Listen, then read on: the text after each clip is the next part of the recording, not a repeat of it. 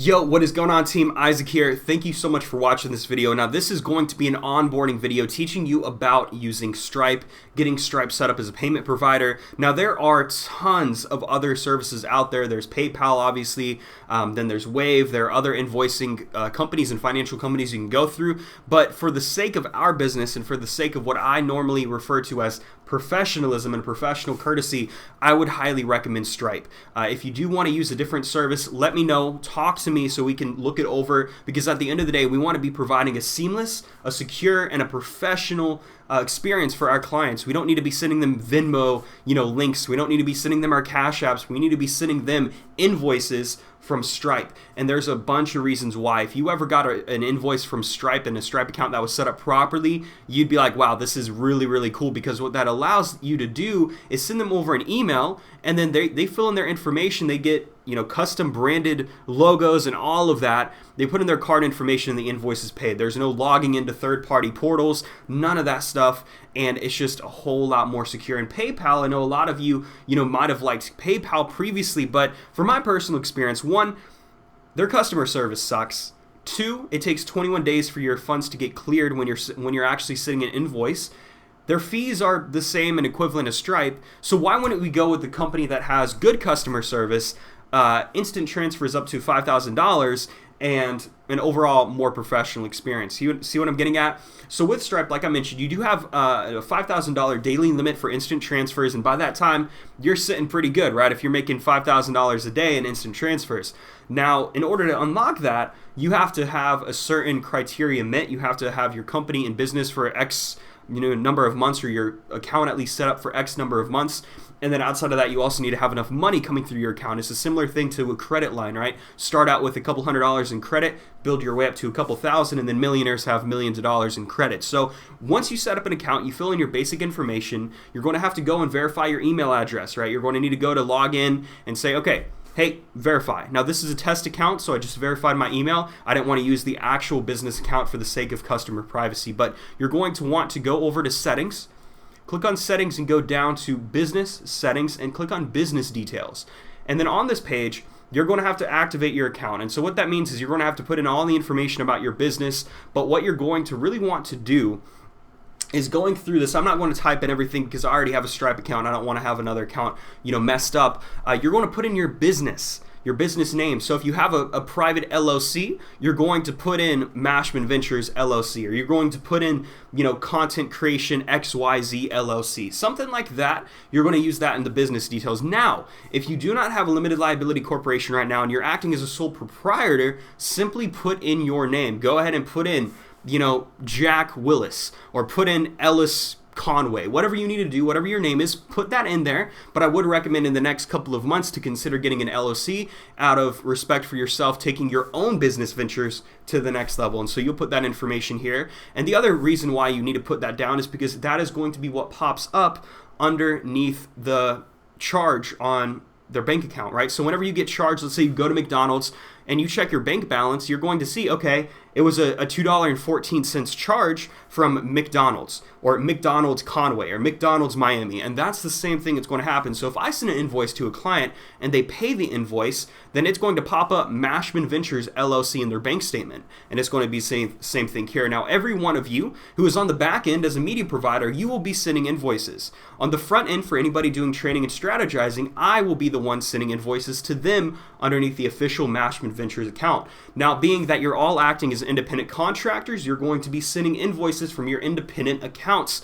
I hope that makes sense, and if you have any questions about that, let me know. So after you activate your account, you're going to want to go back to the dashboard and go down to settings, and then on settings, you're going to go to branding. Now, this is for sending invoices, and this is very, very, very important for you to do. It might seem like a small, mediocre, like minuscule thing, but this is one of the most important aspects in my opinion. So you're going to click on icon, and you're going to add your logo, and that's going to pop up right here. So let me go here, let me pull up my downloads, go all the way down to Mashman Ventures, logos, upload a black one, wait for this to pop up. Bam, right here. And this will pop up in the actual email. The fantastic thing about Stripe is you don't have to have the customer log into a third-party portal. You simply send them an email, and then they get the email and they're able to put in their card information directly from a link that they click on. It makes the process so much more convenient. And then you're going to change over the color scheme to match whatever brand colors your personal logo is, or the picture that you have uploaded, right? If you have a white and black picture, you might do a black background. If you have a blue picture, you might go and do a blue background. And then from there, you're going to be able to customize other aspects such as fonts. You're going to be able to customize what they see. You need to take the time to make this look good. See how nice this looks? Like, if I was to get this invoice from a company, I'm like, sure, I'm gonna pay this. Like, that looks nice. I don't have to worry about somebody skimming my info. That's why we're not sending out Cash Apps. We're not sending out Venmos, because we want to make sure people are able to trust us. People are able to really verify that, Mashman Ventures and the guys who work for them and the gals that work for them, they're legitimate, they're real people. Now, in order to send an invoice, you're going to click on Customers up here. This is after you set up the invoice details.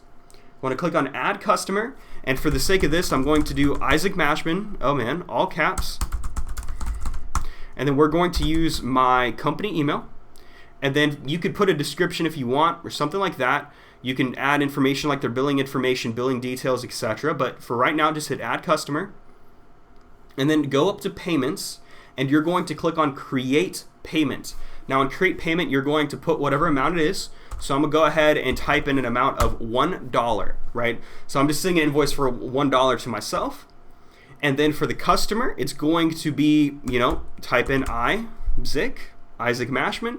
And then for the description, this is where you would say, Part 1 of personal branding work with Mashman Ventures. But in this particular case, let's go ahead and say that this is going to be a full invoice that Mitchell Hines is sending to a client for podcast intro and outro work. So they're going to say Mitchell is going to say payment in full for podcast intro and outro for Mitchell Hines LLC, right? Let's say his LLC is Mitchell Hines LLC and Mashman Ventures. Because this is how they're going to be able to associate, okay, this description is also an association of Mashman Ventures. And then the statement descriptor is where you would do Mitchell Hines LLC, and the statement descriptor is what would pop up in the account. Now for this, you need to pay attention to this. This is extremely important, especially as you have recurring customers and we're working with more people.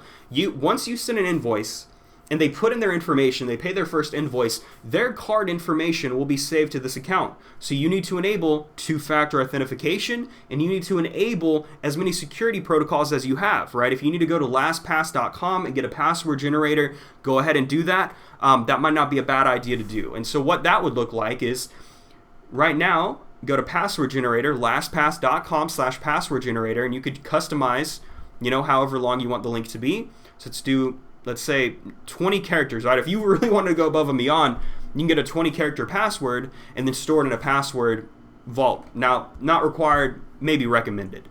But after their card information is saved, whenever you're sending them a new invoice, you have to make sure that you're clicking email your customer and hosted invoice, because once it is in your portal, you're going to be able to click on this option, use a customer's on file payment method.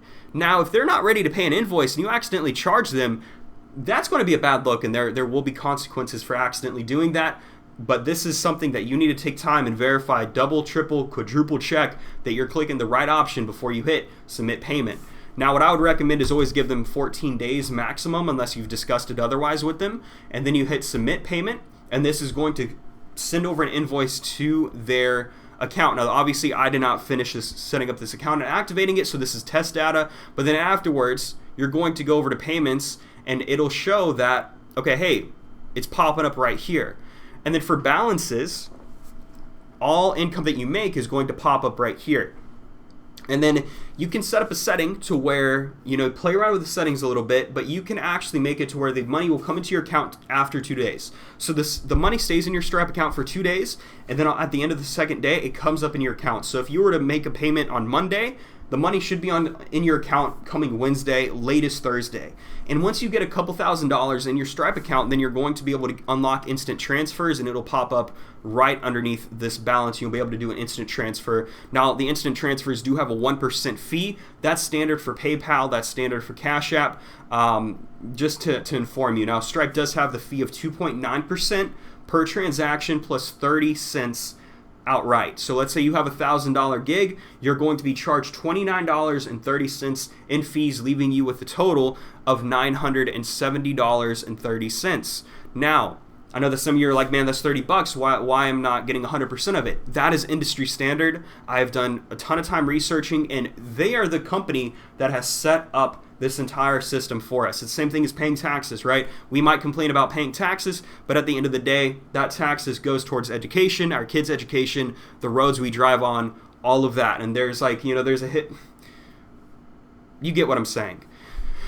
And outside of that, guys, that's a really, really rudimentary walkthrough, but that pretty much explains everything you need to know. And if you have any other questions, play around with this, check the Stripe FAQ, and if you still have questions, then you let me know, and we'll go in and talk and make sure they're addressed. I appreciate you watching this video, and much love, and I'm grateful to have you in my life.